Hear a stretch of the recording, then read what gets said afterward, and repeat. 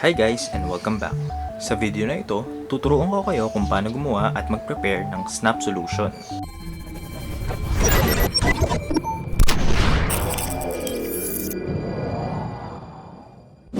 Para makapag-prepare ng SNAP solution, kailangan nyo yung mga following na kagamitan. Isang measuring cup, mas maliit na measuring cup na kayang mag-measure ng 25 ml, SNAP A and B, isang water container na paglalagyan ng hydroponic solution, at syempre hindi mawawala ang tubig. Para sa video na ito, magpe-prepare ako ng 10 liters of hydroponic solution.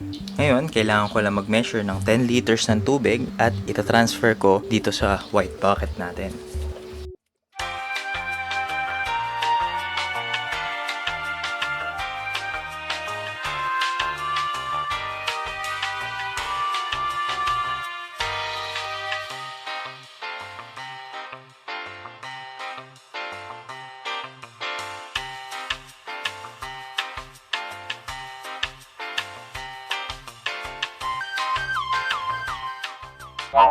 Okay, so handa na ang ating tubig.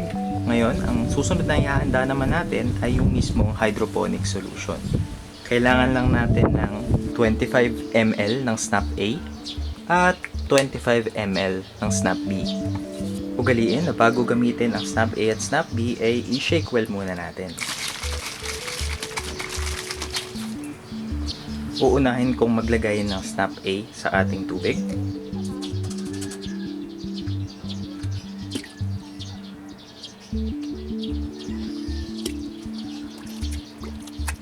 Pagkalagay ng SNAP A, siguraduhin haluin muna ang ating solution.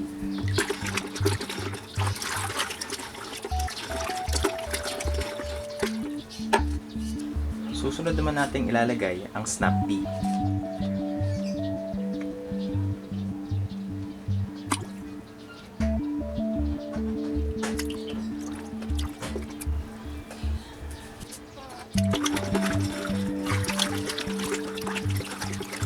Haluing maigi ang hinandang solusyon. At ganoon lang po kadali maghanda ng SNAP solution. Ngayon, tatanim na natin yung mga hinanda nating lettuce. Okay, so para dito, magtatanim tayo sa milk cartons. Okay, so nirecycle lang natin. Kung gusto nyong makita kung paano gumawa ng ganito, i-click nyo lang yung nandito. Okay, so ang gagawin ko pupunuin ko ng hydroponic solution yung mismong milk carton. Feeling ko medyo naparami tayo. Ang maganda dito sa mga milk cartons na to ay pag sobra, ginagawa mo! Yes, yeah!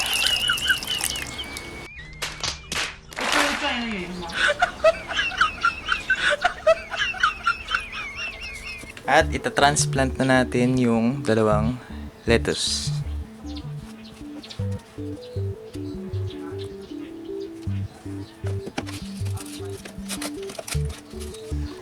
Okay.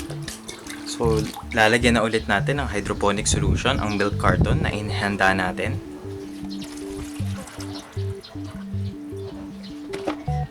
At ilalagay ang tanim. Ganyan lang po kasimple maghanda ng hydroponic solution at magtanim sa pamamagitan ng mga milk cartons. Sana po nagustuhan nyo yung video, and kung meron po kayong mga suggestions, please comment down below, at kung may gusto pa po kayong makita in the future. Maraming salamat po sa panonood!